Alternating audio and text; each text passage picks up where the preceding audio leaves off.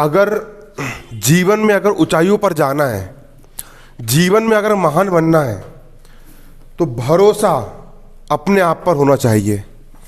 जो लोग अपने आप पर भरोसा रखते हैं, जो लोग स्वयं पर भरोसा करते हैं, जो लोग अपने आप पर भरोसा करते हैं कि हाँ मैं ये कर सकता हूँ, मैं ये करके दिखाऊंगा, मैं इस चीज़ को प्राप्त करने की योग्यता रखता हूँ, जिन्हें स्वयं पर विश्वास होता है, जिनका अंदर आत्मविश्वास होता है, ऐसे लोग दुनिया में इतिहास रच देते हैं।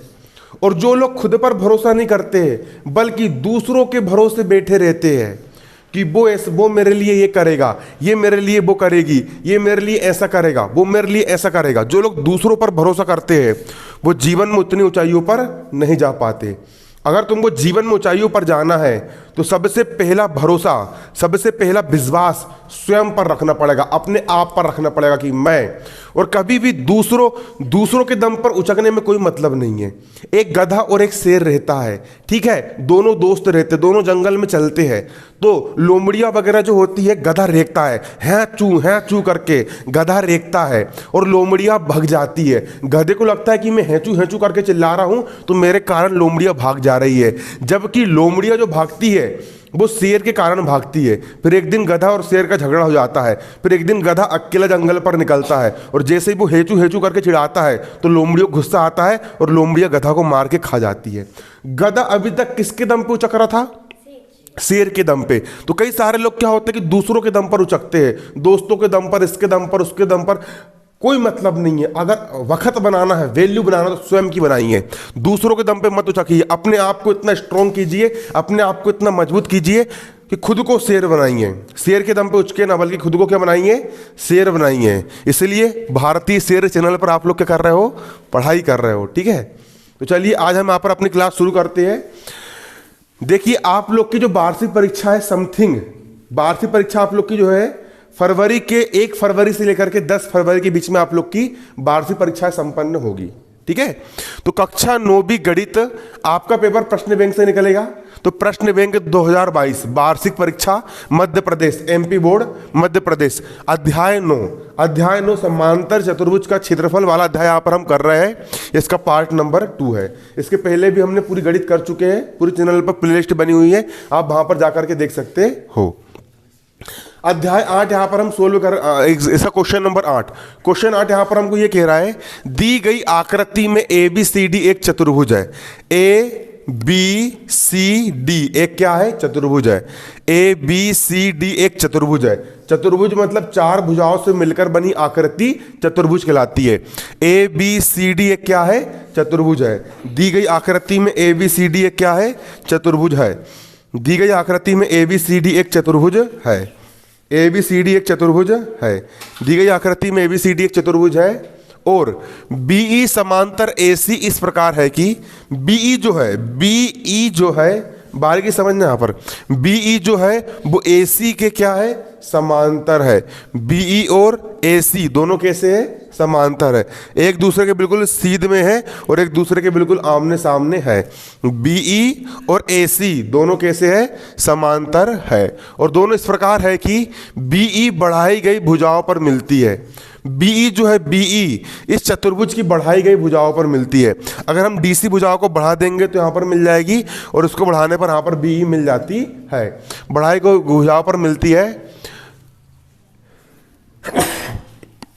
तो दर्शाइए कि, तो सिद्ध कीजिए कि चतुर्भुज ABCD का एरिया यानी क्षेत्रफल, ABCD का क्षेत्रफल ADE के क्षेत्रफल के बराबर है। ADE के क्षेत्रफल के बराबर है।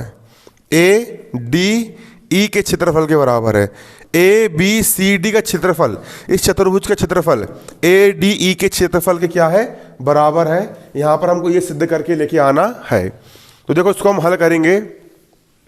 यहां पर हम लिखेंगे त्रिभुज BAC और त्रिभुज EAC। देखो त्रिभुज कौन सा? त्रिभुज BAC त्रिभुज है, अच्छे देखो बारीकी से, त्रिभुज BAC। त्रिभुज कौन सा? त्रिभुज BAC, त्रिभुज BAC।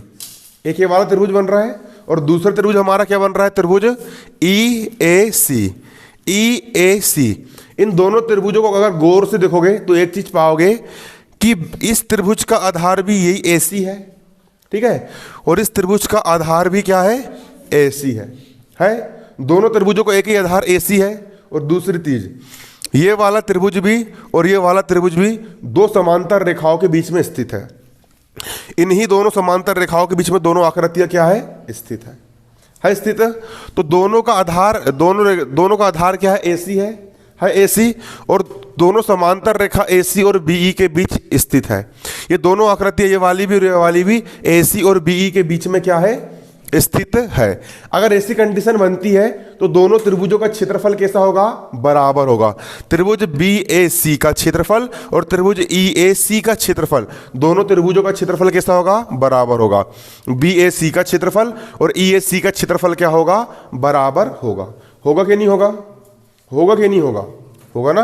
अब हम क्या करेंगे, अब इस त्रिभुज के क्षेत्रफल में भी हम इस त्रिभुज, देखो अब यहां पर बचा आपका ADC, ठीक है। ADC का जो क्षेत्रफल है, ADC का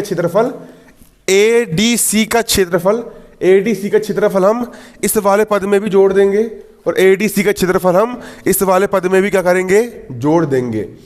दोनों पक्षों में, दोनों पदों में हम क्या जोड़ देंगे, ADC का क्षेत्रफल जोड़ देंगे। ADC का क्षेत्रफल हम क्या करेंगे, जोड़ देंगे। तो हमने इस वाले पद में भी ADC का क्षेत्रफल जोड़ दिए, और हमने इस वाले पद में भी ADC का क्षेत्रफल क्या कर दिए, जोड़ दिए। अब यहां पर एक चीज देखोगे, BAC, देखो BAC, ये हो गया आपका BAC, ठीक है। और ADC, अगर इतना और इतना को मैं जोड़ूंगा तो इतना पूरा आकृति बन जाएगा। तो ये दोनों जुड़ के क्या बन जाएगा आपका, ABCD बन जाएगा। क्या बन जाएगा, ABCD का क्षेत्रफल बन जाएगा। इसी के साथ साथ यहां पर देखोगे EAC लिखा है। क्या लिखा है, EAC लिखा है। और यहां पर क्या है, ADC है। अगर इतना क्षेत्रफल और इतने क्षेत्रफल को मैं जोड़ूंगा तो ADE बनेगा। क्या बन जाएगा वो, ADE का क्षेत्रफल। और ये दोनों हो गए बराबर, और यही हमको यहां पर प्रूव्ड करके लेके आना था, सिद्ध करके लेके आना था। सवाल बन जाएगा। ये देखिए आपका यहां पर अगला प्रश्न यहां पर लिखा हुआ है। प्रश्न यहां पर क्या है, आप यहां पर देखोगे 9वें नंबर का प्रश्न यहां पर हम हल करेंगे। 9वां प्रश्न यहां पर हमारा कह रहा है, ABC में त्रिभुज ABC में, त्रिभुज ABC की बात हो रही है। त्रिभुज ABC में E माध्यिका AD का मध्य बिंदु है। सबसे पहले समझेंगे माध्यिका क्या होती है। माध्यिका का मतलब होता है त्रिभुज की किसी भुजा के मध्य बिंदु से, बीचम बीच के बिंदु से, मध्य बिंदु से सम्मुख शीर्ष को मिलाने वाली रेखा माध्यिका कहलाती है, ठीक है। तो माध्यिका के मध्य बिंदु, यहां पर माध्यिका का मध्य बिंदु क्या है, E है। माध्यिका का मध्य बिंदु यहां पर क्या है, E है। E माध्यिका AD का मध्य बिंदु है। E जो है, E माध्यिका AD का क्या है, मध्य बिंदु है।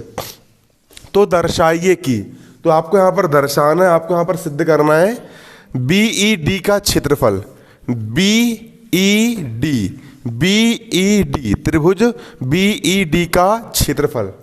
ये BED छोटे वाले त्रिभुज का जो क्षेत्रफल है वो बड़े वाले त्रिभुज ABC के क्षेत्रफल का 1/4 है, ठीक है।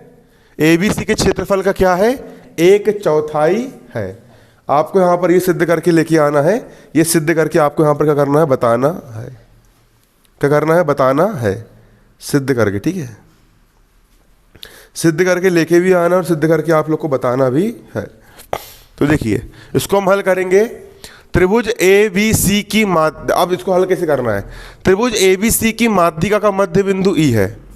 त्रिभुज ABC, इसकी माध्यिका क्या है, AD का मध्य बिंदु क्या है, E है। मध्य बिंदु क्या है, E है। चूंकि त्रिभुज ABC की माध्यिका AD है, त्रिभुज ABC की माध्यिका क्या है, AD है, तो माध्यिका जो होती है ना, त्रिभुज को आधा आधा दो बराबर भागों में बांट देती है। ठीक है, माध्यिका मतलब त्रिभुज के किसी भुजा के मध्य बिंदु से जाने वाली रेखा। ये जो माध्यिका होती है, माध्यिका त्रिभुज को दो बराबर भागों में विभाजित कर देती है। मतलब इस माध्यिका का एक तरफ का एक भाग ये हो गया और माध्यिका के दूसरी तरफ का भाग ये हो गया।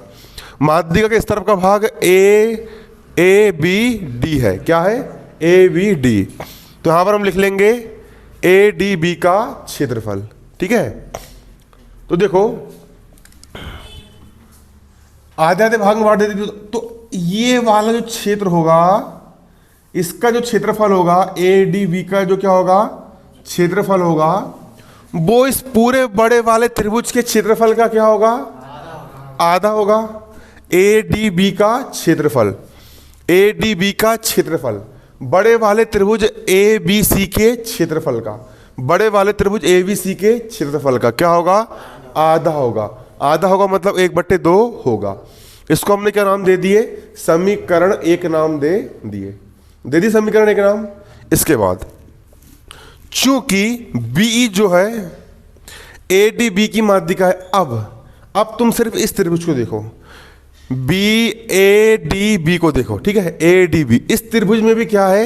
इसकी भुजा के मध्य बिंदु ई से मिला रही है। तो बी जो है वो इस त्रिभुज की माध्यिका है। बी क्या है? इस त्रिभुज की क्या है? माध्यिका है। तो ये वाला जो त्रिभुज होगा, इस बी ई डी का क्षेत्रफल, इस क्षेत्रफल ए डी बी के क्षेत्रफल का क्या होगा? आधा होगा। तो बी ई डी का क्षेत्रफल, किसका क्षेत्रफल? बी ई डी का क्षेत्रफल ए डी बी के क्षेत्रफल का, ए डी बी के क्षेत्रफल का क्या होगा? आधा होगा। आधा होगा मतलब 1/2 होगा। अब बी डी का हो गया बी, अब 1/2 का हो गया 1/2। यहां पर देखोगे ए डी बी का मान क्या है? ए डी बी का मान आपका ये है, ए डी बी बराबर है 1/2 A R A B C. तो ए डी बी का मान रख देंगे हम 1/2 A R A B C. एक कम हो गया 1 और 2 दूनी हो गया 4। एरिया ए बी सी का हो गया एरिया ए बी सी। और यही आपको यहां पर सिद्ध करके लेके आना था। ठीक है, बन जाएगा ये? क्यों बनेगा नहीं बनेगा?